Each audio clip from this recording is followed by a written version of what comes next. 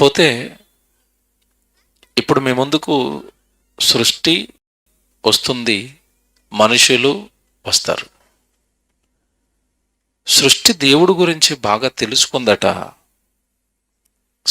సృష్టికర్తను ఎరిగిందట. సృష్టి తనను చేసిన సృష్టికర్త ఎవరో, ఎందుకు చేశాడో, ఎలా జీవించమన్నాడో అలాగే జీవిస్తుందట.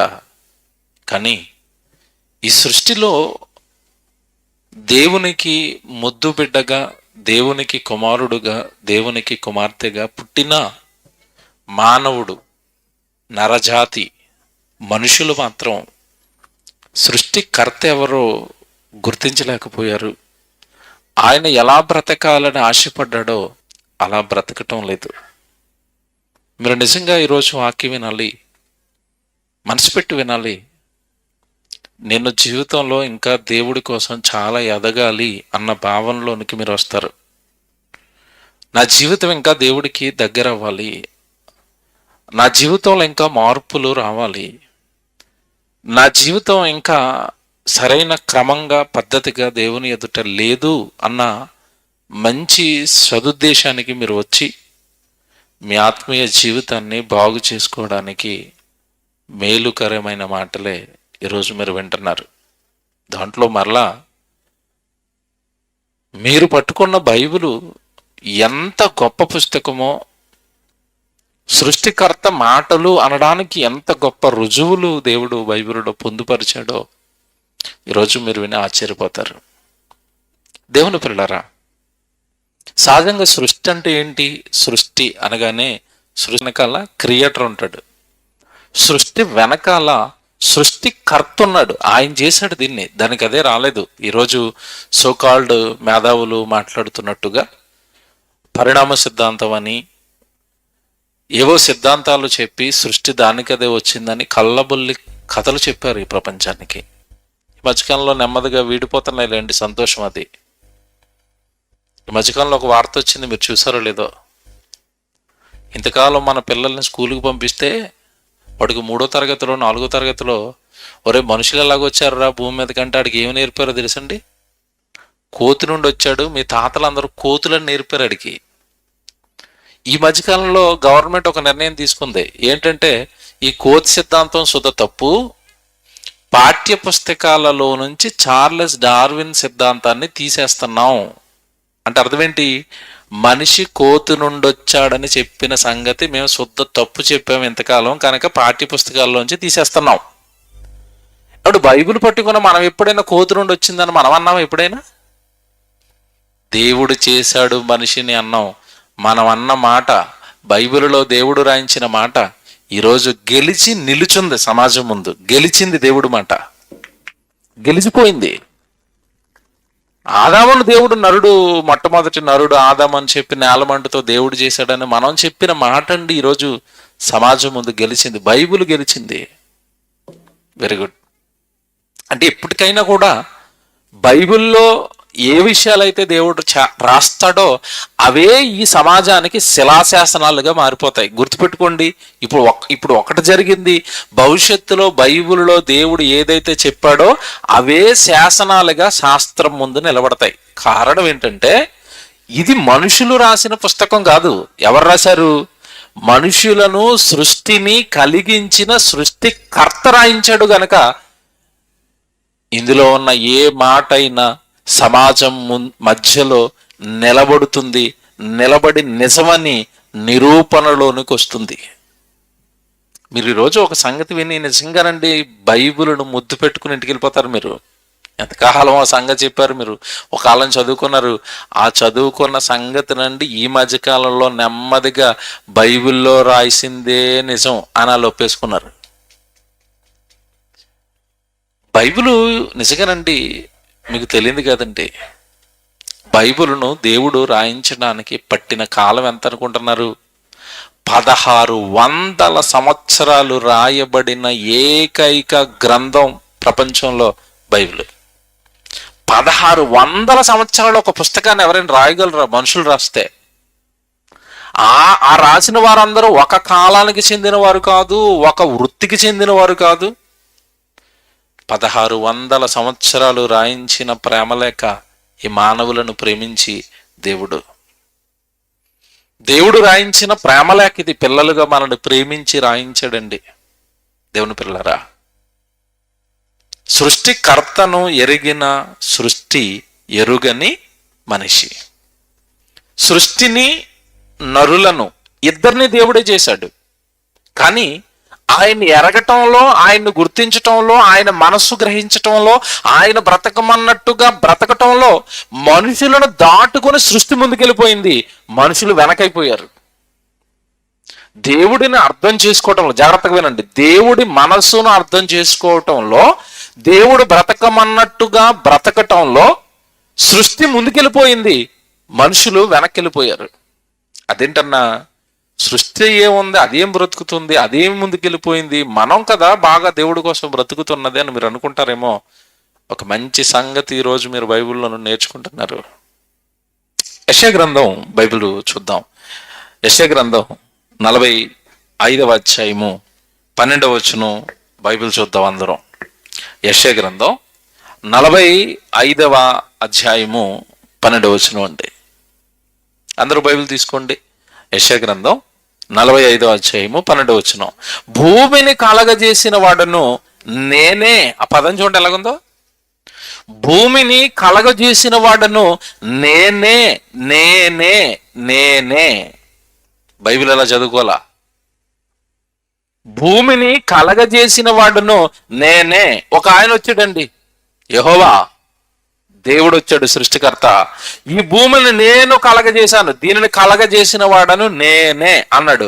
ఎవడు మీకు చరిత్రలో ఎవరైనా ఈ భూమిని కొన్నది నేనే అన్నారు, ఈ భూమిని అమ్మింది నేనే అన్నారు తప్ప ఈ భూమిని చేసింది నేనే అన్నారా? ఎవరు అనరు.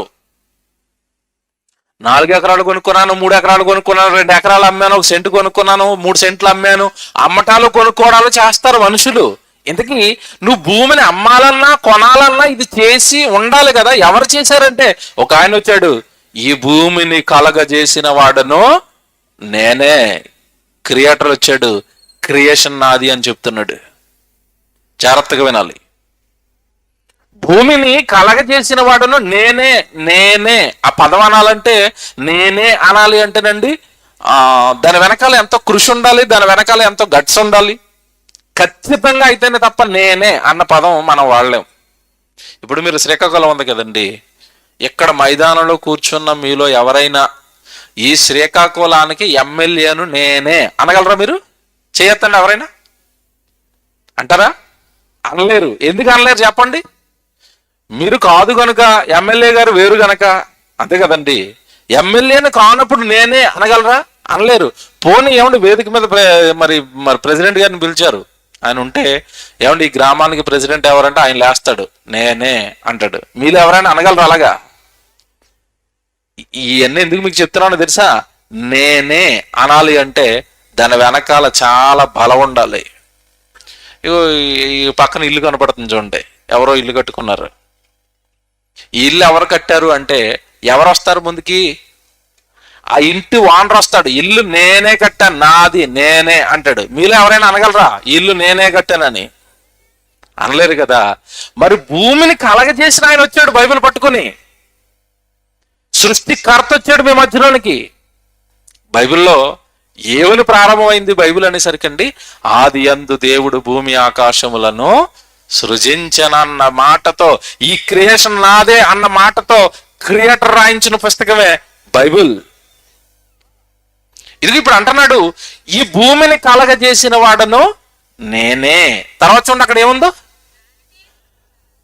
దాని మీదనున్న నరులను నేనే. మళ్ళా చూసారా, నేనే సృజించి తిని అంటే సృష్టిని చేసిన వాడను నేనే, నరులను చేసిన వాడను నేనే.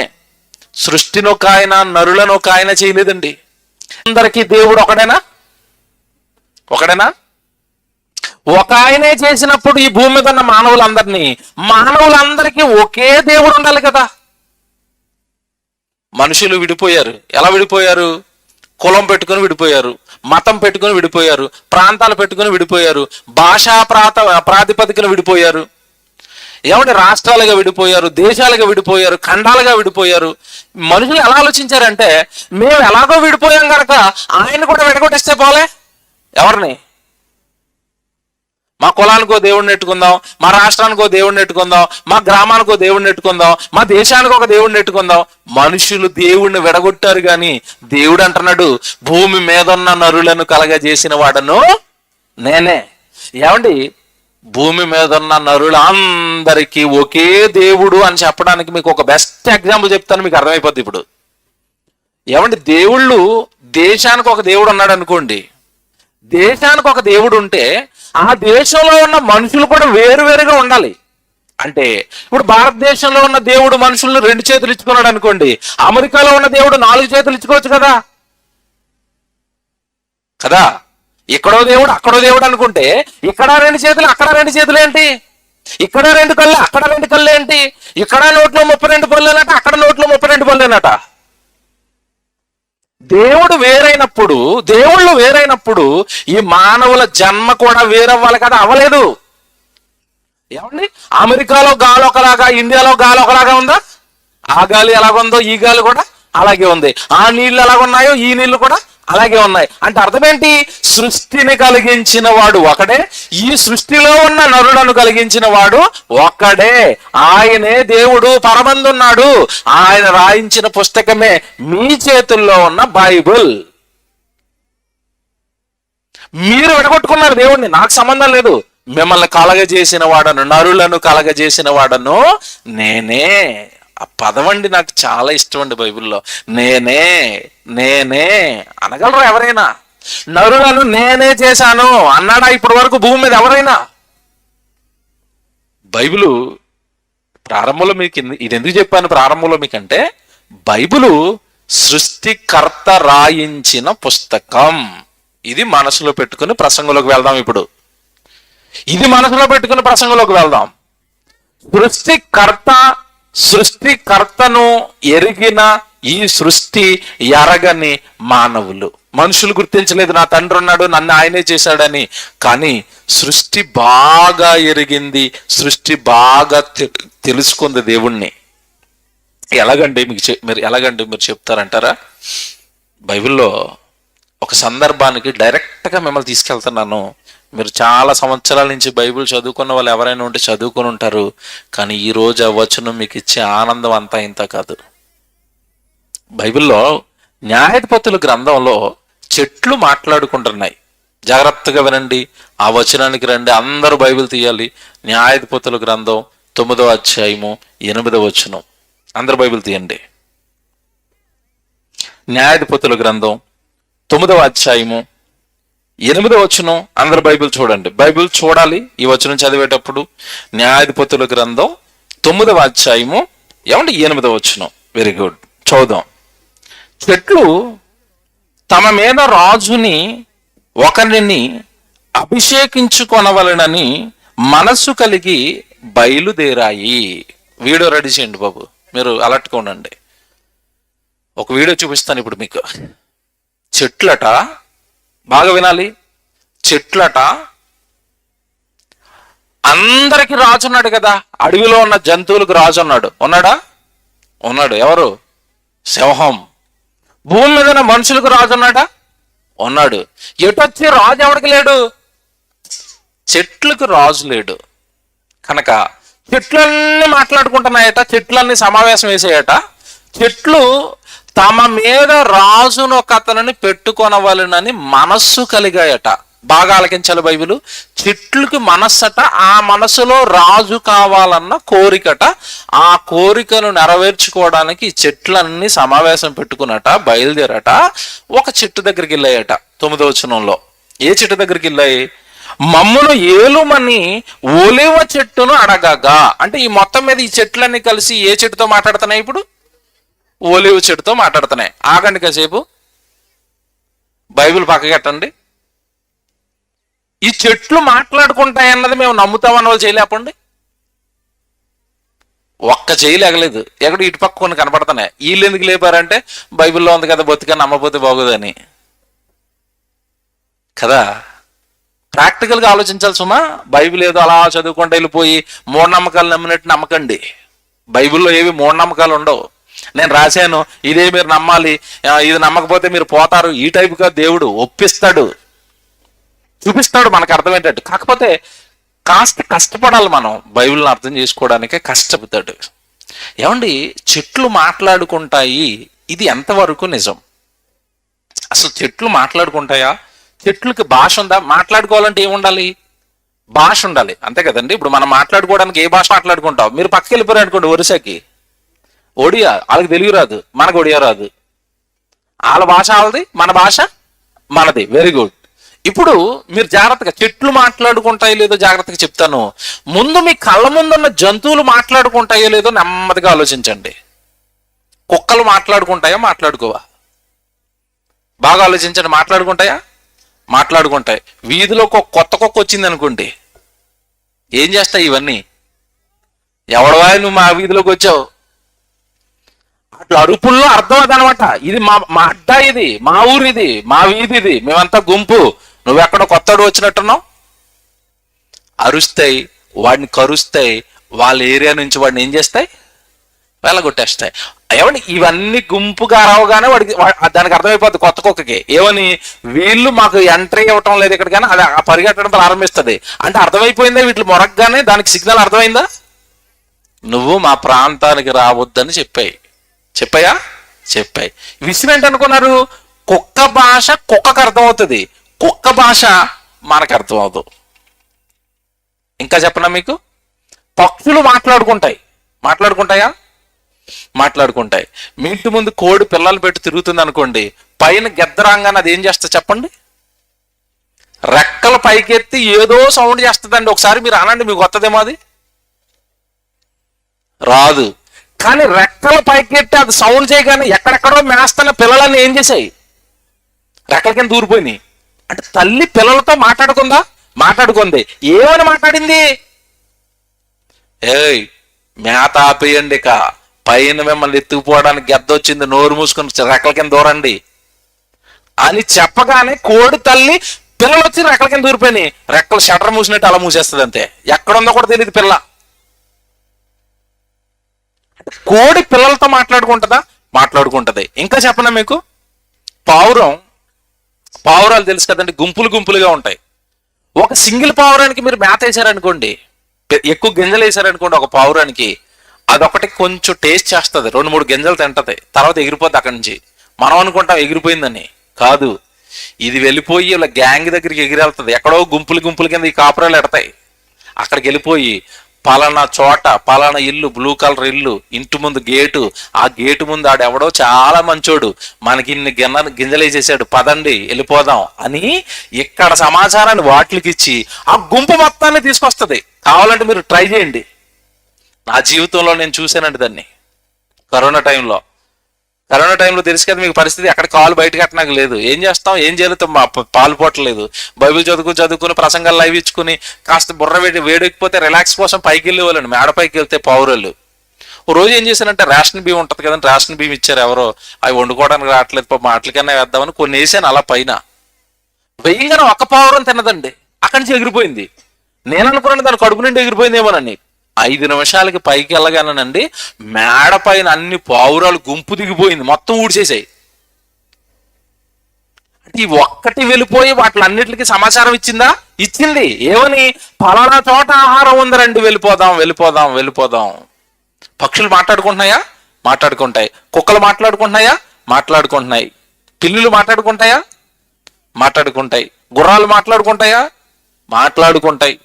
అంటే సృష్టిలో ఉన్న ప్రతి జీవి ఒకదాంతో ఒకటి ఏం చేస్తుంది? మాట్లాడుకున్నాయి. ఇప్పుడు సృష్టిలో ఉన్న జీవులన్నీ మాట్లాడుకుంటే చెట్లు మాట్లాడవా? చెట్లకి ప్రాణం ఉంది తెలుసా?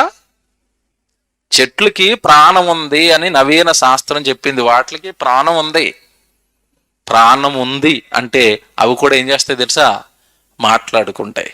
నేను చెప్పటం లేదు, ఇది లేటెస్ట్గా శాస్త్రవేత్తలు చెట్ల మీద ప్రయోగాలు చేసి చెట్లు మాట్లాడుకుంటున్నాయి అని చెప్పారు. ఇంకా షాకింగ్ న్యూస్ చెప్పనా మీకు?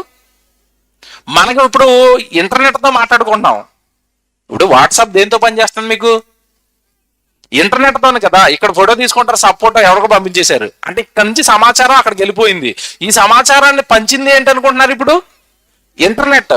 ఇప్పుడు ఇంటర్నెట్ మనుషులకే అనుకున్నారా ఇంతకాలం? చెట్లకు కూడా ఇంటర్నెట్ ఉంది. లైట్స్ ఆఫ్ చేయండి, వీడియో ప్లే చేయండి, సౌండ్ బాగా పెట్టండి, వాళ్ళకి సౌండ్ వినపడాలి, అందులో మాటలు వినపడేటట్టుగా పెట్టండి. ఓకే, శాస్త్రం ఏం చెప్తుందో చెట్ల గురించి మీరు చూడండి. మీకు తెలుసా, చెట్లు ఒకదానితో ఒకటి మాట్లాడుకుంటాయి. అయితే మనం మాట్లాడుకున్నట్టు కాదు, భూమి లోపల వేళ్ల ద్వారా కమ్యూనికేట్ చేసుకుంటాయి. మనకు ఎలా అయితే ఇంటర్నెట్ ఉందో వీటికి కూడా ఫంగస్ తో ఏర్పడే ఒక నేచురల్ కనెక్షన్స్ ఉంటాయి. వీటినే మైసీలియం అంటారు. మనం వాడే ఇంటర్నెట్ ని వరల్డ్ వైడ్ వెబ్ అని పిలుస్తారు కదా, అలాగే మొక్కలకు ఉన్న ఈ ఇంటర్నెట్ ని వుడ్ వైడ్ వెబ్ అని కూడా పిలుస్తారు. వీటి ద్వారా ఒక చెట్టు నుండి మరొక చెట్టుకు సిగ్నల్స్ అండ్ న్యూట్రియంట్స్ వెళ్తుంటాయి. అలాగే పెద్ద పెద్ద చెట్లు వాటి పిల్లలను, అంటే వాటి విత్తనాల ద్వారా వచ్చినవి గాని లేదా వాటి వేర్ల ద్వారా వచ్చిన మొక్కలను అవి గుర్తించగలవు. మనుషులు ఎలా అయితే పిల్లలను ప్రేమగా చూసుకుంటారో అలాగే చెట్లు కూడా వాటి పిల్ల మొక్కలను కాపాడుకుంటున్నట్లు ఒక ఎక్స్పెరిమెంట్ లో తేలింది. ఈ ఎక్స్పెరిమెంట్ లో భాగంగా ఒక చోట ఒక తల్లి పిల్ల మొక్కలతో పాటు వేరే జాతికి చెందిన మొక్కలను కూడా నాటారు. ఆ తల్లి చెట్టు తన పిల్ల మొక్కను వేళ్ల ద్వారా గుర్తించి దానితో కనెక్ట్ అయింది. అంతేకాదు ఆ పిల్ల మొక్కలకు కావలసిన కార్బన్, నైట్రోజన్, వాటర్, ఫాస్ఫరస్, అల్లియల్ కెమికల్స్ ని కూడా వేళ్ల ద్వారా అందిస్తుంది. ఐసోటోప్ ట్రేసింగ్ ద్వారా మానిటర్ చేసినప్పుడు మొక్కలు ఈ పోషకాలను పంపుకుంటున్నట్లు సైంటిస్టులు గుర్తించారు. అలాగే ఆ పిల్ల మొక్కకు కాంపిటీషన్ అవ్వకూడదని ఆ పిల్ల మొక్క ఉన్న వైపుకు పెద్ద చెట్లు తమ వేళ్లను పంపకుండా పిల్ల మొక్కలకు ఎక్కువ స్పేస్ ఉండేలా చేస్తుంది. సో ఆ చుట్టుపక్కల ఉన్న పోషకాలన్నీ ఆ పిల్ల మొక్కకు అందుతాయి. ఇలా ఏ మొక్కలకైతే తల్లి మొక్కల నుండి పోషకాలు అలర్ట్ చేస్తుంది, అలాగే చనిపోయే చెట్టు దాని దగ్గర ఉన్న రీసోర్సెస్ ని వేరే చెట్టుకు పంపిస్తుంది. సో ఈ విధంగా మనకు తెలియకుండానే భూమి లోపల చెట్లు కమ్యూనికేట్ అవుతూ ఉంటాయి.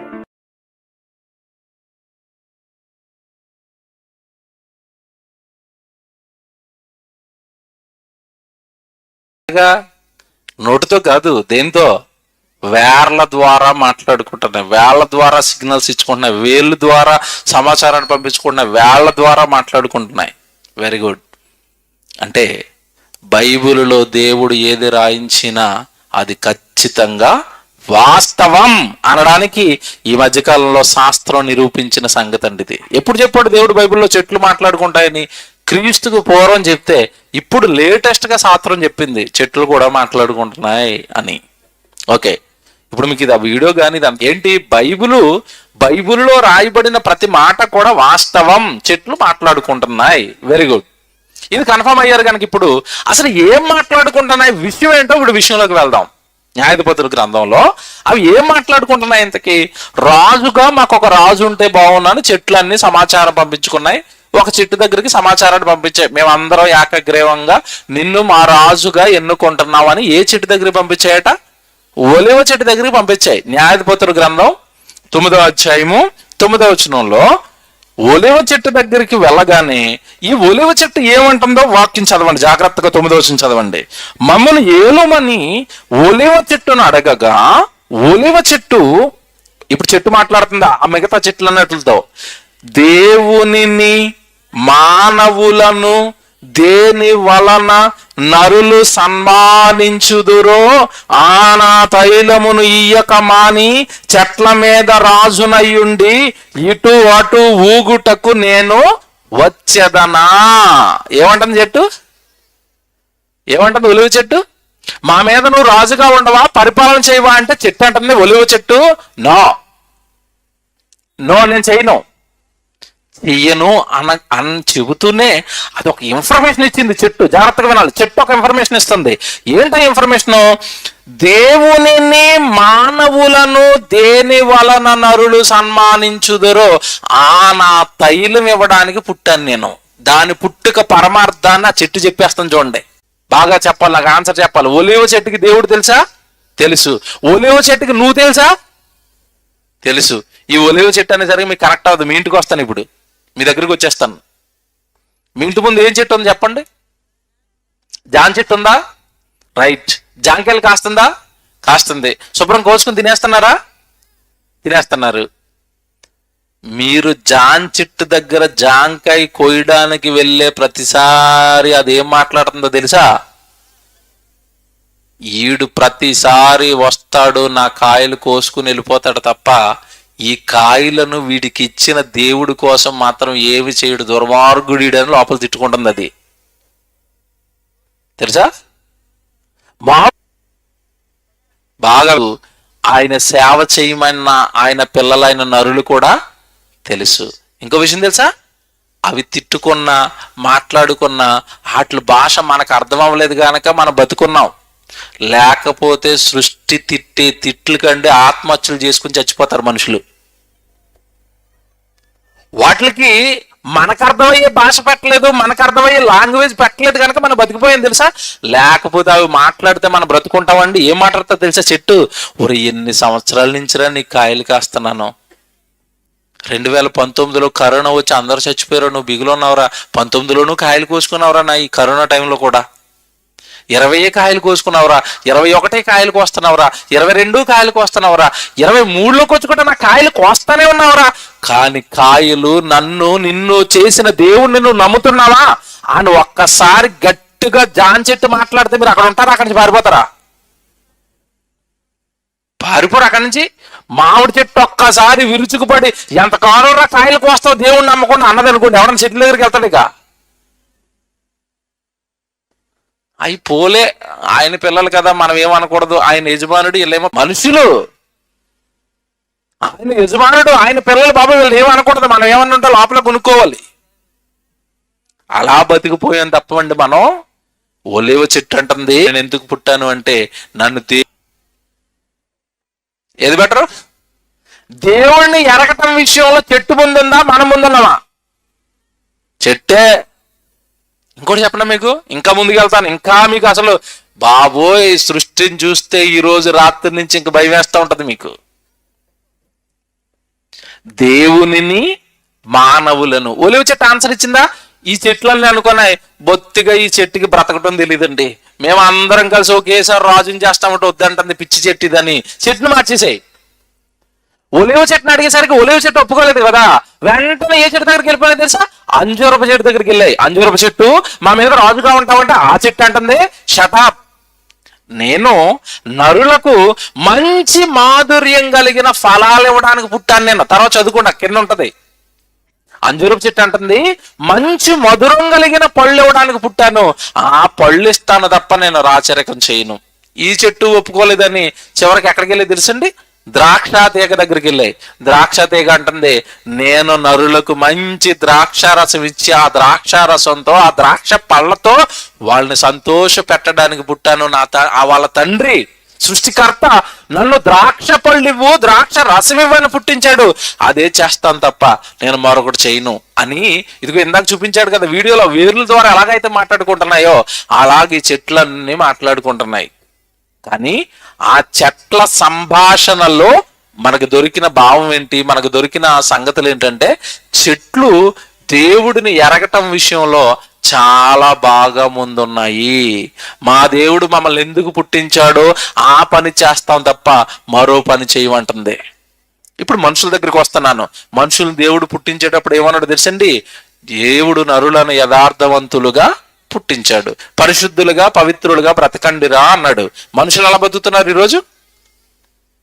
వ్యభిచారులుగా, దొంగలుగా, ఎవండి మత్తు పానీయాలకు బానిసలైపోయి అవయవాలు పాడు చేసుకునే వాళ్ళుగా, మోసగాళ్ళుగా, దోచుకునే వాళ్ళుగా, దోచుకున్నదంతా ఎవడ వాళ్ళ పిల్లలకి దాచుకునే వాళ్ళుగా కదండి, అక్రమార్కులుగా ఉన్నారు.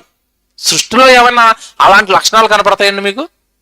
సృష్టిలో వ్యభిచారం, సృష్టిలో దొంగతనాలు, సృష్టిలో ఒకరినొకరు చంపుకోవటం, సృష్టిలో ఒకరినొకరు కొట్టుకోవటం, స్వజాతి నాశనం. చెట్టు కొట్టుకుంటాయా?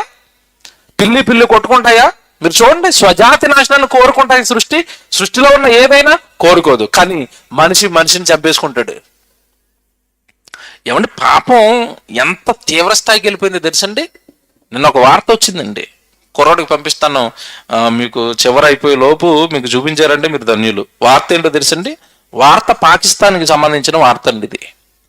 పాకిస్తాన్లోని సమాధులు అండి, చచ్చిపోయిన సమాధుల పైన ఇనప చట్రాలతోనండి, సమాధుల పైన ఇనప చట్రాలతో, ఇనప ఐరన్తో గ్రిల్లు. ఇప్పుడు మనం ఇంట్లోకి దొంగలు పడకుండా ఐరన్ గ్రిల్ పెట్టుకుంటారు డోర్కి ముందు, అలాగా పాకిస్తాన్లోనండి సమాధుల పైన ఈ ఐరన్ గ్రిల్స్ పెట్టారు.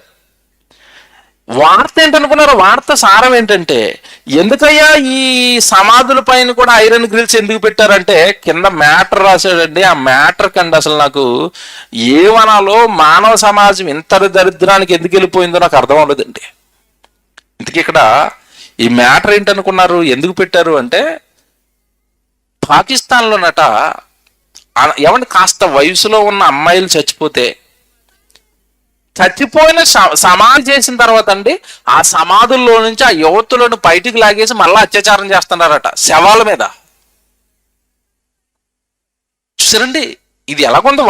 వార్త విన్నాకే మీకు ఎలాగుంది ఏంటి? బ్రతుకుండగాను 90 ఏళ్ళ ముసలావుడిని వదలరు, 9 నెలల పసిపాపను వదలరు, భయంకరమైన వ్యభిచారాలు చెరుస్తారు, చంపేస్తారు.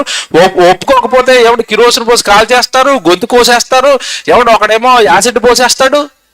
మనుషులు చివరికి చచ్చిపోయిన తర్వాత వదులుతున్నారంటే, చచ్చిపోయిన శవాలను కూడానట బయటికి లాగట, వాటిని పాడు చేసేస్తున్నారట శవాలని. ఇంకా తల్లిదండ్రులండి ఏమండి ఏం చేయాలో తెలియకండి, ఆ శవాలకు కూడా సమాధులు కూడా ఐరన్ గ్రిల్స్ కట్టుకున్నారండి. ఐరన్ గ్రిల్స్ సమాధులకి వేస్తున్నారు. చూడండి వార్త మీకు వస్తుంది, తెరల మీద పడుతుంది, మీరు చూద్దరు కానీ దీన్ని. అంటే సమాజం ఎంత దారుణంగా ఉందో, ఇంత భయంకరమైన సమాజంలో మనం ఉన్నామా? ఇంతటి భయంకరమైన సమాజంలోనికి మనం వచ్చేసామంటే ఇదండి పరిస్థితి. చూద్దరు కానీ తెర మీదకి వస్తుంది.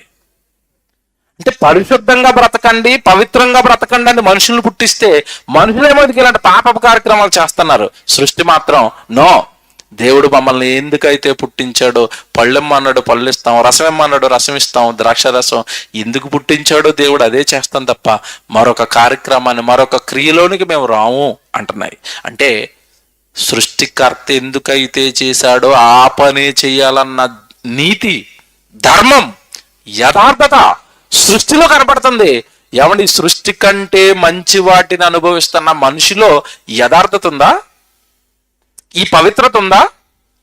దేవుడి మాటకు లోబడి భయపడే గుణం ఉందా? ఏమంటే సమాధులలో ఉన్న ఆడపిల్లలను బయటికి తీసి పాడు చేయటమా? చిచ్చి చూసారండి ఇలాగుందండి.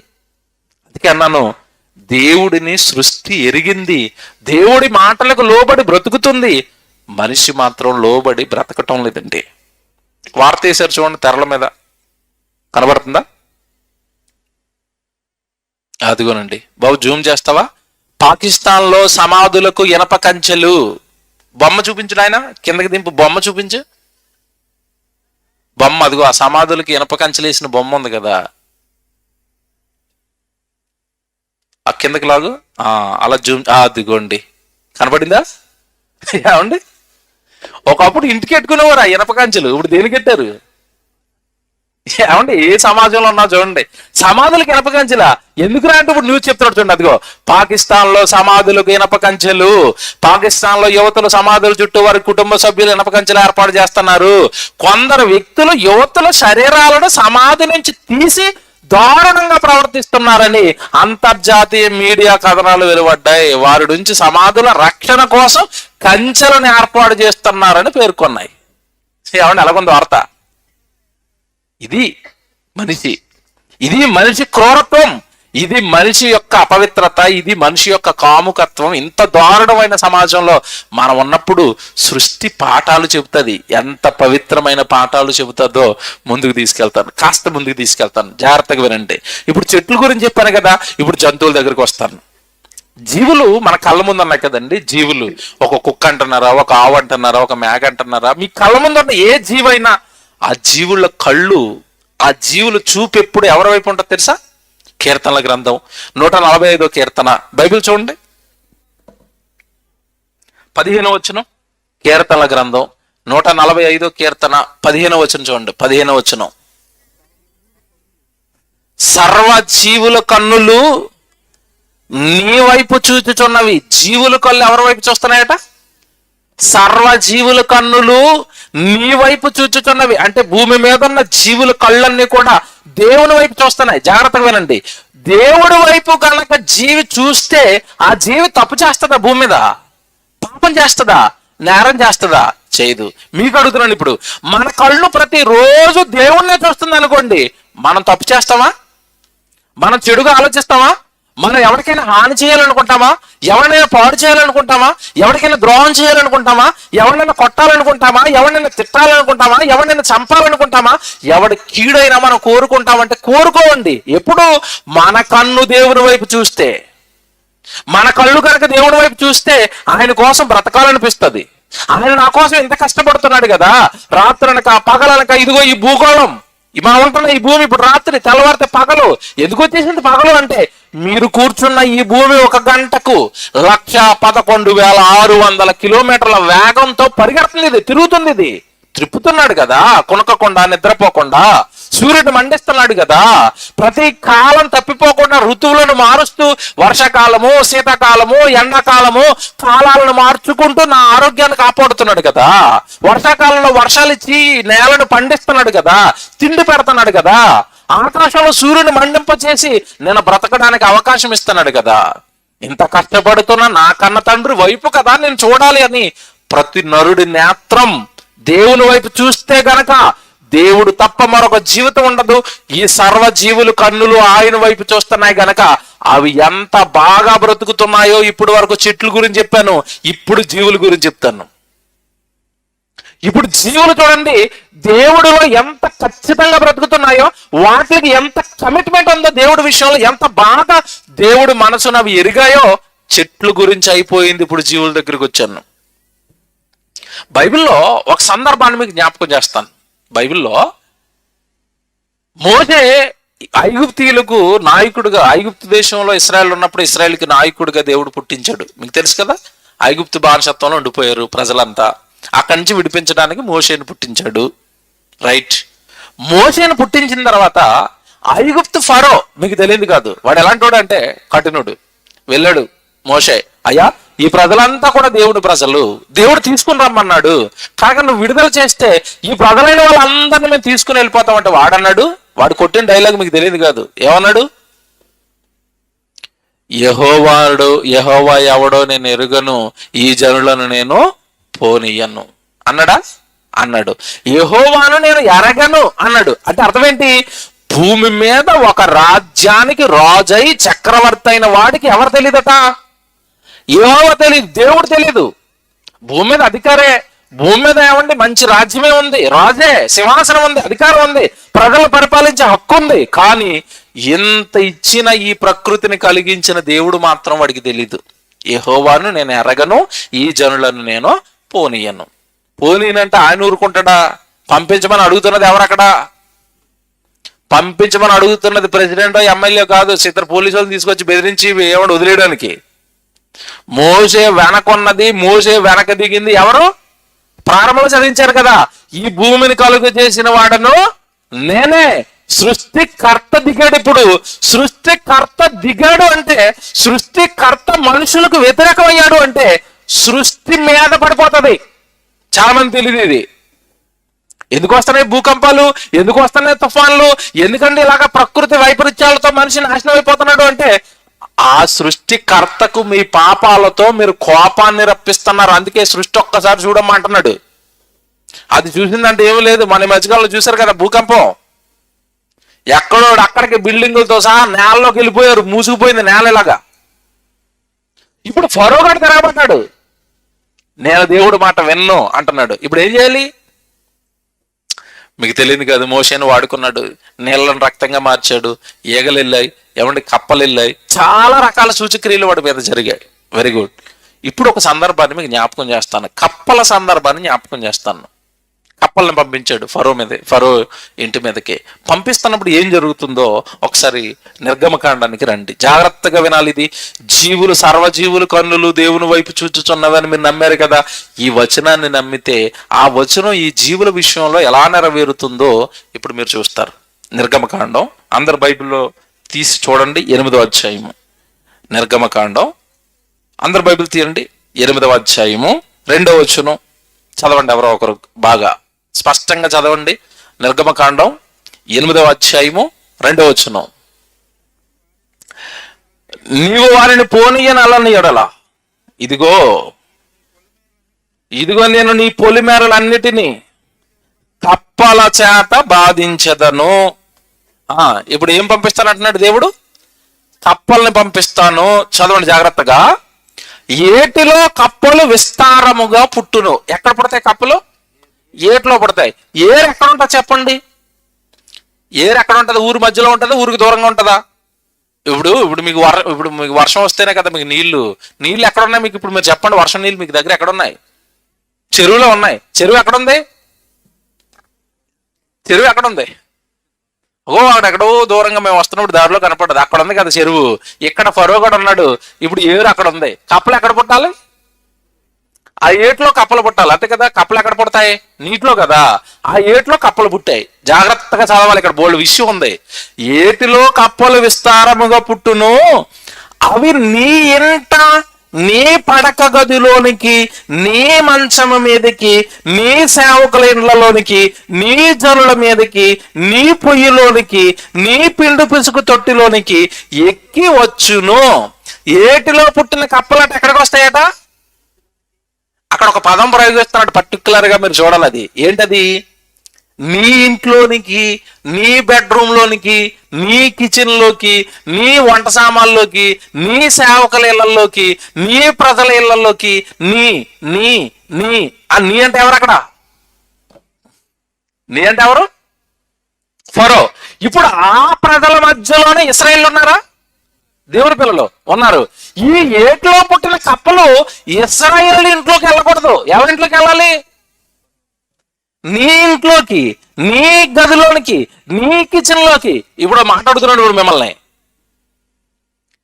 ఏటిలో పుట్టిన కప్పకి ఫరో గారి ఇల్లు తెలుసు, మోషే గారి ఇల్లు కూడా తెలుసా? తెలుసు. ఏట్లో పుట్టిన కప్పకి ఫరో సేవకుల ఇల్లు తెలుసు, ఆరోను ఇశ్రాయేలు ఇల్లు తెలుసా? తెలుసు. ఏట్లో పుట్టిన కప్పలు దేశంలోకి వస్తాయట, ఊర్లోకి వస్తాయట. అందరింట్లో ఎవరింట్లోకి పడితే ఇంట్లోకి వెళ్ళవట. ఎవరింట్లోకి వెళ్తాయట?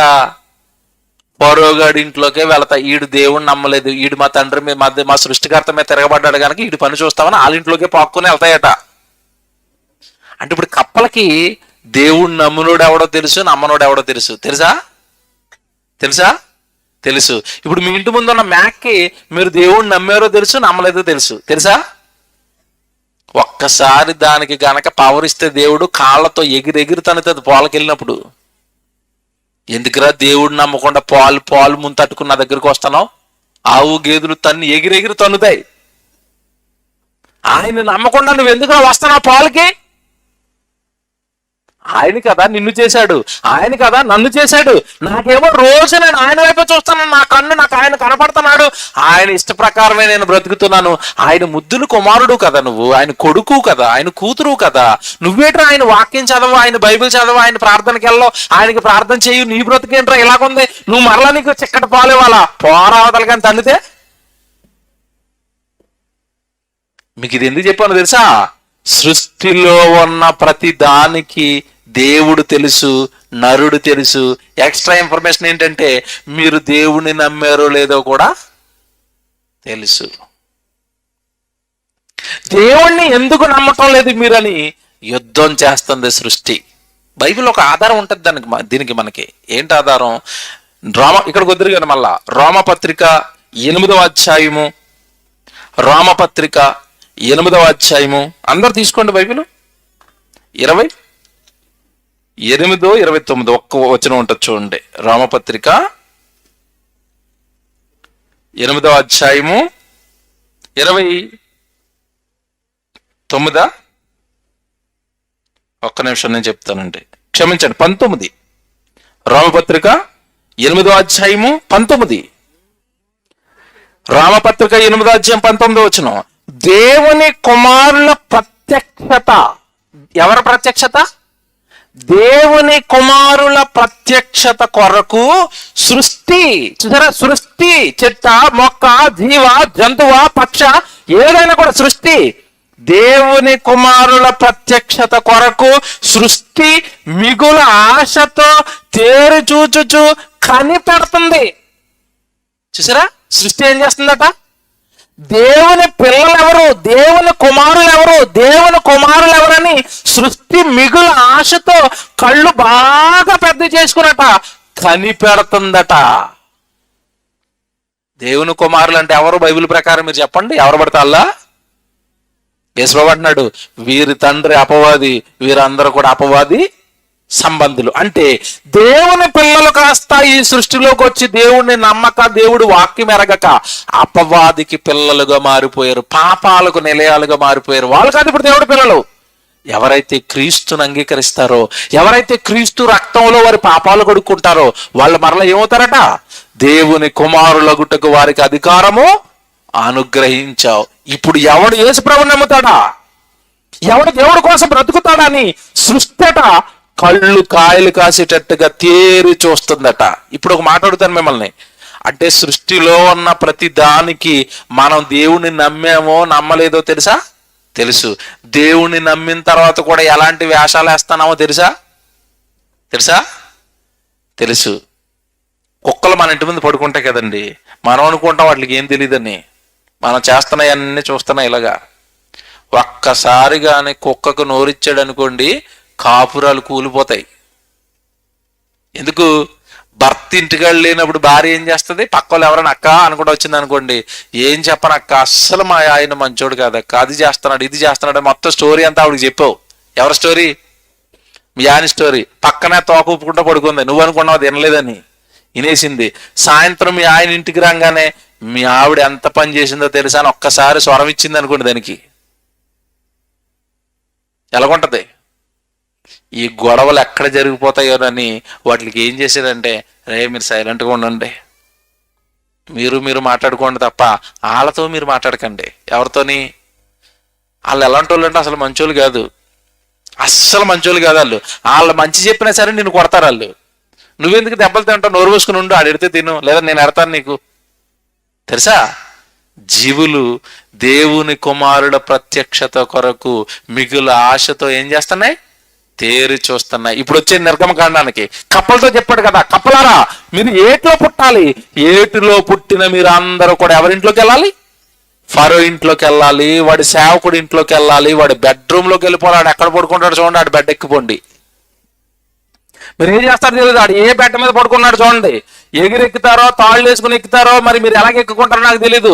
మీరు కరెక్ట్ గా వాడు ఏ బెడ్ మీద పడుకుంటాడో ఆ బెడ్ మీద మీరు పడుకోండి వెళ్ళి అన్నాడు. ఎక్కేసాయి. పొయ్యిలోకి వెళ్ళమన్నాడు, పొయ్యిలోకి వెళ్ళిపోయి ఏమంటే ఇప్పుడు పడుకోవడానికి లేదు, వండుకోవడానికి పొయ్యిలో కప్పలే. ఏమంటే ఇటు కిచెన్ సామాన్లోకి వెళ్తే ఆ పిండి పిసుకులు తొట్టులోను, తర్వాత ఆ కిచెన్ లోను కప్పలే. ఇంకెక్కడ ఉంటాడు చెప్పండి? కిచెన్ లో కప్పలే, బెడ్రూమ్ లో కప్పలే, ఇల్లంతా కప్పలే, బయట కప్పలే, వీధిలో కప్పలే, మొత్తం కప్పలు. అడిగడితే కప్ప. ఎక్కడ ఉంటాడు చెప్పండి? ఇప్పుడు అడు దెబ్బకి పొగరు దిగిపోయింది. బాబోయ్, అనవసరంగా సృష్టికర్తతో పెట్టుకున్నాం, సృష్టిని నింపాడు మా మీద. కానీ ఏమన్నా నాటకం వేశాడు మారిపోయినట్టుగా. అయ్యా అహరోను మోషే గారు, మేము మారిపోయామండి, కొంచెం ఈ కప్పలను తీసేయమని చెప్పండి, మేము చచ్చిపోయేటట్టు ఉన్నాం, ఈ కప్పలతోని మేము బ్రతకలేకపోతున్నాం. ఏమంటే దేవుడు చూసాడా? కప్పలను పంపించి బుద్ధి చెప్పాడు. కప్ప. ఇప్పుడు చెప్తాను అసలు విషయం, జాగ్రత్తగా వినండి. కప్పలకి ఏం చెప్పాడు దేవుడు? మీరు ఏటిలో పుట్టండి అని చెప్పాడు. పుట్టాయా? జాగ్రత్తగా వినాలి, ఇది పుట్టండి అని చెప్పాడు. పుట్టాయి. పుట్టిన తర్వాత వాటికి పని చెప్పాడు. ఏ పని? మీరు ఫరో ఇంట్లోకి వెళ్ళాలన్నాడు, వెళ్ళాయి. బెడ్ మీదకి వెళ్ళాలన్నాడు, వెళ్ళాయి. కిచెన్ లో ఉండమన్నాడు, కిచెన్ లో ఉన్నాయి. ఇప్పుడు వాడు మారినట్టుగా నటించాడు. దేవుడు ఇప్పుడు కప్పలను తీసేయాలనుకున్నాడు. తీసేయాలి అనుకున్నప్పుడు దేవుడు ఏం చెప్పాడు తెలుసండి కప్పలకి? ఒకసారి 12వ వచనం చదవండి. నిజంగా ఇది కదా సృష్టి యొక్క ఔన్నత్యం దేవుడి విషయంలో అని మీకు అర్థమైపోద్ది. 12వ వచనం చదివితే, మోషే అహరోనులు ఫరో యొద్ద నుండి బయలుదేరి వెళ్ళినప్పుడు యెహోవా ఫరో మీదకి రాజేసిన కప్పల విషయంలో మోషే అతని కొరకు మొరపెట్టగా యెహోవా మోషే మాట చొప్పున చేసెను కనుక ఎండ్లలోనేమి వెలుపలనేమి పొలములలోనేమి కప్పలు ఉండకుండా చచ్చిపోయేను. ఏమైపోయాట కప్పలు? చచ్చిపోయాయా? ఎవరు చచ్చిపోమంటే చచ్చిపోయా? ఎవరు పుట్టమంటే పుట్టాయి? అర్థమవుతుందా మీకు ఇప్పుడు? పుట్టమంటే పుడతాయా? ఫరోగాడి ఇంట్లోకి వెళ్ళమంటే వెళ్తాయా? వాడు మారాడు మీరు చచ్చిపోండి అంటే అక్కడికక్కడ ప్రాణాలు విడిచిపెట్టి, ఊపిరిని విడిచిపెట్టి చచ్చిపోతాయా? కప్పలు బాగున్నాయి లేదండి? కప్పలు దేవుడిని ఎంత ప్రేమిస్తున్నాయండి? కప్ప దేవుడు చెప్పిందల్లా ఎలా చేస్తున్నాయి చూసారా? పుట్టమంటే పుట్టాయి, వెళ్ళమంటే వెళ్ళాయి. వాడు మారిపోయాడు, చచ్చిపోమంటే చచ్చిపోయి. సృష్టికర్తను ఎరిగిన సృష్టి. ఎరిగిందా? ఎరిగింది. ఇప్పుడు మీకు స్ట్రైట్గా మీ దగ్గరకు వస్తున్నాను. దేవుడు మిమ్మల్ని పుట్టించానని చెప్పాడా? చెప్పాడు. తల్లి గర్భంలో నేను మిమ్మల్ని చేశాను అన్నాడు. తర్వాత తల్లి గర్భంలో నేను మీతో చేసిన ఆ దేహంతో మిమ్మల్ని ఏం చేయమన్నాడు భూమి మీద? నా పాట పాడండి, నా వాక్యం నేర్చుకున్న వాక్యం చెప్పండి. మీకు చేయటం రాదా, చెప్పడం రాదా? కాస్త నా చెబుతున్న వాళ్ళకి మీరు కష్టపడి పనిచేసి, మీ దేహంతో కష్టపడి పనిచేసి ఆ డబ్బులు పట్టుకొచ్చి మీటింగ్లు పెట్టండి, నా కోసం బ్రతకండి, మీ జీవితాలతో నాకు మహిమ తండి అన్నాడు. బ్రతుకుతారండి ఎవరైనా దేవుడి కోసం? కుటుంబం కోసం బ్రతుకుతారు, భార్య కోసం బ్రతుకుతారు. భార్య ఏదంటే తెస్తాడు, భర్త ఏదంటే చేస్తుంది ఈవిడ, పిల్లలు ఏది కావాలంటే అది కొంటారు. దేవుడికి ఏం చేస్తాడండి మనిషి? దేవుడి నుంచి పొందుకోవడానికి ట్రై చేస్తున్నాడు. దేవా ఆశీర్వాదాలు, ఆశీర్వాదాలు, ఆశీర్వాదాలు. ఆకాశ వాకిళ్ళు ఇప్పేయాలట. మీకు తెలియదు, ఆకాశ వాకిళ్ళు ఇప్పితే నక్షత్రాలు వచ్చి నెత్తి మీద ఆడతాయి, సస్తారు. నక్షత్రం మీద అడ్డది అనుకోండి, ఆకాశ వాకిళ్ళు ఒకసారి ఇప్పాడు. మీకు తెలియకుండా చేస్తారు ఈ ప్రార్థనలు. ఒకప్పుడు ఇప్పాడు. ఎప్పుడు ఇప్పాడు తెలుసా? నోవ జలప్రాణంలో ఒకసారి ఇప్పాడు. వాన వచ్చి మొత్తం కొట్టుకుపోయి చచ్చారు. తెలియకెళ్ళి ఆకాశవాకిలు ఇప్పుదండ్రి. ఎందుకు? వర్షం, నక్షత్రాలు, వడగండ్లు నెత్తి మీద అడ్డానుగా. దేవుడి దగ్గరకు వచ్చండి ఎప్పుడు లాగేయడానికి. అది అది అది అది ఎన్నిచ్చాడండి. ప్రకృతి అంతా ఆయన కష్టం కదండి. కొనక్కకుండా, నిద్రపోకుండా ఏమండి ప్రకృతిని తిప్పుతున్నాడు కదండి. ఇంకేం పీడించేస్తారండి ఆయన్ని? ఇంకేం కావాలండి? తినడానికి తిండి, కట్టుకోవడానికి బట్టలు ఇచ్చి, మంచి ఆరోగ్యం ఇచ్చి, చక్కటి కుటుంబం ఇచ్చి, చక్కటి పిల్లల్నిచ్చి, ఈ చక్కటి స్థితిలో నిలబెడతానంటే సరిపోదట. ఇంకా కరోనా కాలంలో లక్షల మంది చచ్చిపోయారే, కరోనా కాలంలో డబ్బులలో చచ్చిపోయారే, కరోనా కాలంలో అధికారంలో ఉన్న వాళ్ళు చచ్చిపోయారే. ఏమన్నా మీ దగ్గర ఏముందని దేవుడు మిమ్మల్ని కాపాడాడు? మిమ్మల్ని కాపాడుకున్నాడు కదా, మిమ్మల్ని రక్షించుకున్నాడు కదా, మిమ్మల్ని నిలువ పెట్టుకున్నాడు కదా, మిమ్మల్ని పెంచుతున్నాడు కదా, మీకోసం ఈ విశ్వాన్ని నడిపిస్తున్నాడు కదా. ఆయన కోసం మీరు ఏమైనా చెయ్యాలి కదండి, ఆయన కోసం బ్రతకాలి కదండి. ఇదిగో కప్పలు, చెట్లు దేవుడి మాట ఎలా వింటున్నాయి చూడండి. మమ్మల్ని దేవుడు ద్రాక్షారసం ఇవ్వడానికి పుట్టాడు కనుక నేను అదే ఇస్తానంటుంది. ద్రాక్షారసం తీగ. కప్పలు అంటున్నాయి, ఆయన పుట్టమంటే పుడతాం, ఆయన వెళ్ళమంటే వెళతాం, ఆయన చచ్చిపోమంటే చచ్చిపోతాం. సృష్టి ఎరిగిందా? దేవుణ్ణి ఎరిగింది. మీకో మాట్లాడుతున్నాను, ఏమన్నా మనకే ప్రాణం పెట్టమని చెప్పాడా లేదా? బైబిల్లో చెప్పాడా? నేను మీ నిమిత్తం ప్రాణం పెట్టాను, మీరు మీ సహోదరుల నిమిత్తం ఏమన్నాడు? ప్రాణము పెట్టబద్దులై ఉన్నారు. మీకు ఆప్షన్ లేదు. ఖచ్చితంగా మీ ప్రాణం అనగా మీ దేహం, మీ రక్తం సహోదరుడిని కాపాడటం కోసం ఖర్చు అయిపోవాలి అన్నాడు. ఎవరి దేహాలండి దేవుడి పనిలో ఖర్చు అవుతున్నాయి ఈరోజు? ఎవరి దేహాలండి ఒక ఆత్మను రక్షించడానికి కష్టపడుతున్నారు ఈరోజు? ఎవరి పాదాలండి ఆయన కోసం నడుస్తున్నాయి? ఎవరి చేతులండి ఆయన కోసం పనిచేస్తాయి? ఎవరి కళ్ళండి ఆయన వాక్యాన్ని చదువుతున్నాయి? ఎవరి దేహాలు సజీవ యాగంగా ఆయనకు ఈరోజు సమర్పించబడ్డాయి? ఎవరికి వాళ్ళు ఆడుకుంటున్నారు కదండి స్వప్రయోజనాల కోసం. నేను యాక్టర్ని అయిపోతాను, డాక్టర్ని అయిపోతాను, హీరోని అయిపోతాను, ఏమంటే రాజకీయ నాయకుడిని అయిపోతానని కొంతమంది, ఎమ్మెల్యేని అయిపోతానని కొంతమంది, ఏమంటే ఈ రోజు కోటి విద్యలు ఉన్నాయి కదా ఈ రోజు భూమి మీద బ్రతకడానికి. ఏదో ఒక విద్యలోకి వెళ్ళిపోతానంటున్నారు తప్ప దేవుడి కోసం చేస్తాను ఏదో ఒకటి. ఎవరున్నారండి? చదువుల పేరట, ఉద్యోగాల పేరట, సంపదల పేరట ఈ దేహాలు దేవుడి కొరకు వాడవలసిన వాడు లోకం కొరకు తన ఇష్టాలు నెరవేర్చుకోవడం కోసం వాడుతున్నాడు తప్ప కప్ప బుద్ధి చెప్పడం లేదు మనిషికి. కప్పలు చూడండి, మేము దేవుడు పెడితే తింటాం, దేవుడు బ్రతకమంటే బ్రతుకుతాం, దేవుడు చచ్చిపోమంటే చచ్చిపోతాం. ఈ భక్తికి మనం వచ్చావా? బాగా ఆలోచించండి. ఈ భక్తిలోకి మనం వచ్చావా? దేవుడి కోసం ప్రాణాలు పెట్టేంత భక్తిలోనికి మనం వచ్చాము. ఒక్కసారి మీ జీవితాన్ని ఈరోజు దేవుని ఎదుట పెట్టి యథార్థంగా ఆలోచించుకోండి.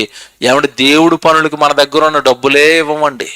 ₹1000 ఖర్చు అవుతుంది దీనికి. పాపం ఒక 4, 5, 10 మంది పిల్లలు పాపం కింద మీద పడి వాళ్ళ డబ్బులు వేసుకుంటారు తప్ప ఏమంటే దేవుడు నమ్మిన పిల్లలందరూ అనే మాది ₹1000, మాది 2000, మాది 5000 అంటే ఎన్ని మీటింగులు జరుగుతాయండి? ఎవరండి? సొంత కార్యక్రమాలు చూడండి ఎలా ఖర్చు పెట్టుకుంటారో. ఏదైనా జ్వరం వచ్చేసింది, డెంగ్యూ ఫీవర్ వచ్చింది, హాస్పిటల్లో జాయిన్ అయిపోయి 50,000 బిల్లు వేసాడు అనుకోండి, ఏం చేస్తారు? నోరు మూసుకుని కట్టొస్తారు. దేవుడికి మాత్రం మాది రాసుకోండి సీక్రెట్గా, ఎంత 500 రాసుకోండి, ఆదివారం ప్రకటన చేయండి. ఈ 500 ఇచ్చిన అతను మళ్ళీ పేరు చెప్పాలా? పేరు చెప్పలేదు అనుకోండి, అదేదో పెద్ద 5 కోట్లు ఇచ్చినట్టు నా పేరు మిక్స్ అయిపోయింది అంటాడు. మళ్ళీ మీకు విషయం చెప్పనండి, కానుకలు పడతారండి. కానుకలు పట్టేటప్పుడు మీరు ఏ కన్వీనర్ని అడగండి, కానుకల్లో ఏ నోటు ఎక్కువ వచ్చిందని అడగండి. ఏ నోట్ ఎక్కువ వస్తుంది? 10 రూపాయల నోట్ వస్తుంది. 10 రూపాయల నోట్ ఎందుకు ఎక్కువ వచ్చినాయి తెలుసండి? ఎందుకు వచ్చిందో తెలుసా? అసలు సీక్రెట్ చెప్తున్నాను. 10 రూపాయల నోటే ఎందుకు వేసారు ఎక్కువ మంది అంటే, అంతకంటే చిన్న నోట్ ఇక లేదు కనుక. ఇప్పుడు మనం వాడుతున్న నోట్లో చిన్న నోట్ ఏది చెప్పండి? చలామణిలో ఉన్న చిన్న నోటు 10 రూపాయలు. 5 రూపాయల నోటు చలామణిలో ఉందనుకోండి, దాని నిండా ఏముంటాయి చూసారా? చిన్న చిన్నవి దేవుడికి ఇస్తారా? సృష్టి ఏమో ఆయన కట్టాలా, మీకోసం సృష్టిని నడిపించాలా, మీకోసం అహోరాత్రులు ఆయన కష్టపడాలా, మీరు ఆయనకి ఏమీ ఇవ్వరా, ఇచ్చినా కూడా చిరిగిపోయినవి చిల్లర ఇస్తారా? మీరు దేవుడిని ఎరిగారంటారా? నిజంగా మనం దేవుడిని ఎరిగామా? మనకి దేవుడు అర్థమయ్యాడా? మనకి దేవుడు తెలిసాడా? ఒక వచనం చూపిస్తాను ఇప్పుడు. తీతుకు రాసిన పత్రిక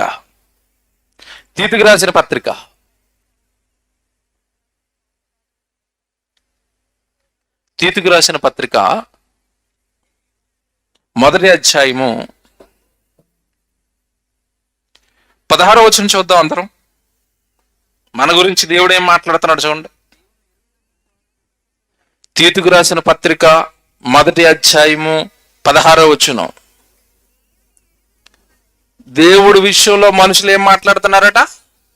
దేవుడిని మేము ఎరుగుదము అని చెప్పుకుందురు, కానీ దేవుణ్ణి ఎరుగుదమని వారు చెప్పుకుందరు కానీ అసహ్యులను. అదేటండి దేవుడు మాకు తెలుసు అన్న వాళ్ళు ఎవరట? అసహ్యులా? అదేటది బైబిల్ అలాగుంది. దేవుడు మాకు తెలుసు అంటున్నారట. దేవుడు మాకు తెలుసు అంటున్నారు, కానీ వాళ్ళు నా దృష్టికి అసహ్యులు. ఎందుకయ్యా ఇలా మాట్లాడుతున్నారంటే దేవుడు చెప్తాడు. ఇప్పుడు కారణం లేకుండా దేవుడు ఇది మాట్లాడండి. ఏమంటాడు చూడండి. అసహ్యులు, అవిధేయులు, ప్రతి సత్కార్యము విషయములో భ్రష్టులయుండి తమ క్రియల వలన ఆయనను ఎరగమన్నట్టుగా ఉండిపోయారు. మనుషులు ఎలా ఉండిపోయారట? వారి క్రియల వలన. నోటితో ఏం చెప్తున్నారు? దేవుడు మాకు తెలుసు. చేష్టల దగ్గరకు వచ్చేసరికి ఏం చెప్తున్నారు? ఆయన ఎవరో మాకు తెలియదు. మీకు ఇది అర్థం అవుతావు చెప్తాను. ఇప్పుడు మీరు ఎలా చెప్పారు ఈరోజు? ఈరోజు ఎలా చెప్పారు? దేవుడిని ఎంతమంది నమ్మారంటే సభకు చాలా మంది వస్తారండి. పొద్దున్న కర్రలు పాతడానికి, స్టేజ్ చేయడానికి, వంటలు చేయడానికి ఎవరు వస్తారు? నోటితోనేమో దేవుడిని మేము నమ్మేమని చెప్తున్నారు. దేవుడు పని ఉంది వస్తారంటే ఏమంటున్నారు? మాకు పొలంలో పని ఉంది అంటున్నారు, మాకు ఇంట్లో వంట ఉంది అంటున్నారు, నేను ఇంట్లో ఫ్యాన్ వేసుకుని పడుకోవాలంటున్నారు. ఇప్పుడు దేవుడు మీకు తెలుసా? దేవుడిని ఎరిగారా? దేవుణ్ణి మేము ఎరిగామని నోటుతో చెప్పడం కాదు. దేంతో చెప్పాలి? క్రియలతో. అమ్మో దేవుడు పని చేస్తున్నప్పుడు నేను ఇంట్లో ఎలా ఉంటానండి, నేను పని చేస్తానని ఎంతమంది వస్తున్నారు? నేను దేవుడికి ఇస్తానని ఎంతమంది ఇస్తున్నారు? నిజంగా నువ్వు దేవుడిని నమ్మితే జరుగుతున్నది దైవ కార్యక్రమం కనుక నువ్వు వచ్చి పని చేయాలి కదా. నువ్వు దేవుడి కార్యక్రమానికి సహకారంగా నిలబడాలి కదా. నువ్వు నిజంగా దేవుడిని నమ్మితే కప్పలు దేవుడు చెప్పిన పని చేస్తాయి, జీవులు దేవుడు పని చెప్పిన పని చేస్తున్నాయి, పక్షులు దేవుడు చెప్పింది చేస్తాయి, చెట్లు దేవుడు చెప్పింది చేస్తాయి. మరి నీకు దేవుడు చెప్పాడు కదా నా పని చేయమని. నీ దేహంతో నువ్వెందుకు రావు, నువ్వెందుకు ఇవ్వవు, నువ్వెందుకు చేయవు, పైపెచ్చేవని చెప్తున్నావు. దేవుడు తెలుసా అంటే నువ్వేమంటున్నావు? దేవుడిని ఎరుగుదామని వారు చెప్పుకుంటున్నారట. నేను నమ్మేశాను, దేవుడు నాకు తెలుసు, యేసుప్రభువు నాకు తెలుసు, బైబిల్ నాకు తెలుసు. నమ్మి ఏం చేసావు నువ్వు? మీకు మాట చెప్పనా? క్రియలు లేని విశ్వాసము మృతము. తెలుసుగా బైబిల్, యాకోబు 2:14. క్రియలు లేని విశ్వాసం ఏమవుతుందట? మృతం. నేను దేవుని నమ్మానని చెప్పి నువ్వు దేవుడి కోసం ఏ పని చేయనప్పుడు నీ విశ్వాసం ఏమవుతుందో తెలుసా? నిలువబడదు దేవుడి ముందు. అబ్రాహాము విశ్వాసులకు తండ్రి. మాటలను బట్ట, క్రియలను బట్ట. కొడుకులు బలిస్తావా అంటే 100 సంవత్సరాల తర్వాత పుట్టిన కొడుకులు బలిస్తావా అంటే ఏం చేశాడు? ఎస్, నేను రెడీ, ఇచ్చేస్తాను బలి. క్రియతో అయ్యాడు విశ్వాసులకు తండ్రి. నువ్వేమంటున్నావు అంటే మాటలే. రెండో పాట పాడతారు, ముగిస్తాను ఇక. ఓ పాట పాడతారు క్రైస్తవులందరూ. ఏ పాట? నీవు చేసిన ఉపకారములకు నేనేమి చెల్లింతును. తర్వాత వేలాది నదులంత విస్తార తైలంబు నీకిచ్చిన చాలదు ప్రభువా. ఒక చెల్లి వచ్చి పాట పాడుతుంది ఇలాగే, వేలాది నదులంతా విస్తార తైలంబు నీకిచ్చిన చాలు అని పాడగానే టక్కమని యేసుప్రభువు వచ్చాడు అక్కడికి. అమ్మ ఆపు అన్నాడు. ఏం పాడేవమ్మా అని అడిగాడు. ఏం పాడావు, నాకు ఏమి ఇస్తానన్నావు? వేలాది నదులంత విస్తార తైలంబు నీకు ఇచ్చిన చాలునా అని పాట పాడాను ప్రభువా అన్నది ఆవిడ. అప్పుడు యేసుప్రభు అంటున్నాడు, అంత తైలం అంత నూనె నాకు వద్దమ్మా, ఇదిగో రేపు సభ జరుగుతుంది ఇక్కడ, ఒక 15 కేజీలు ఆయిల్ పట్టుకురా అన్నాడు. పట్టుకొస్తుందా? వేలాది నదులంత ఇస్తానన్నావు కదా నోటితో, అంతొద్దు, నాకు ఎక్కువైపోద్ది, రేపు సభ జరుగుతుంది, భోజనాలకి ఒక టిన్ను కావాలి, 15 కేజీలు ఆయిల్ కావాలి, వెళ్ళి ఇంటికి వెళ్ళి పట్టుకురా అన్నది. పట్టుకొస్తుందా? మాటలే ఉందండి, చెప్తాం 100, పనులు పనులు. 1 యోహాను 3:18 రాసుకుని ఇంటికి వెళ్ళిపోండి, రేపు మళ్ళా ఇదే ప్రసంగం ఆలోచిద్దాం. 1 యోహాను 3:18 చదవండి, ఏముంది అక్కడ? యోహాను గారు రాసిన మొదటి పత్రిక 3:18. చిన్నపిల్లలారా, మాటతోనూ నాలుకతోనూ కాక క్రియతోనూ సత్యముతోనూ దేవుణ్ణి ప్రేమిద్దాం. చూసారా, క్రియలతో దేవుణ్ణి ప్రేమిద్దాం, క్రియలు పనులు చేసి దేవుణ్ణి ప్రేమిద్దాం. కప్పలు ఏం చేసాయి? మాటలు మాట్లాడాయా? ప్రాణాలు పెట్టాయా? ప్రాణాలు పెట్టాయి. పుట్టమంటే పుట్టాయి, వెళ్ళమంటే వెళ్ళాయి. చెట్లు చూసారా? మనకి కాదు, మేం పని చేస్తాం.